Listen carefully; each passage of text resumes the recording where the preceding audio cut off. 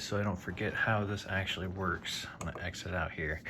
This is how you program a drum sequence and save it and then recall it later on for editing. So on the Jupiter-X, it saves the step sequencer by scene. So if you make any step edits, let's say you have the rhythm part selected, so we go to part, go down, rhythm, and we have only rhythm turned on under part on. If we go into step edit, from here, just hit exit. This shows what I previously had set. Now, if I want to add to this, I'll hit another key on the keyboard with the rhythm part selected, and it'll add that sound to the next line. Now that I touched the keyboard and it added that, we can use all 16 steps for the step sequencer input. And the lights are kind of funky, but if I hit 1 over here, it adds it over here. But the velocity is, I don't know about that yet. So we're gonna change velocity and make that 4.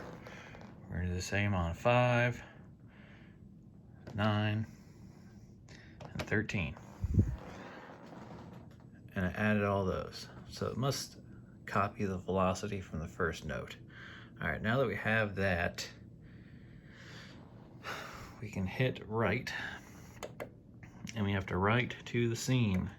So hit enter. You're gonna be on the same scene. You can choose another one if you want, but this is scene 1. For the name, hit enter, and hit enter again, it'll write it. All right, now that we have that entered, we can't see it, but if we go to the arpeggiator and turn it on and hold it so it latches it on, if we hit any key, now it's not gonna use the rhythm part, it's just gonna play back that sequence. And now if we go back to the part and we go back to our Jupiter model, just to have one, we turn that part on, it holds that arpeggiator. So if we play these notes, it's gonna arpeggiate the model that's selected and still play the drum part and not mess it up.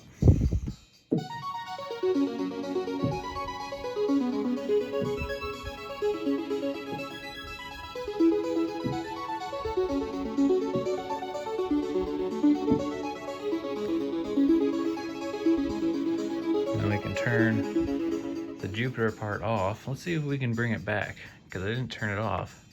Nope, so once it turns it off, it doesn't latch those notes anymore.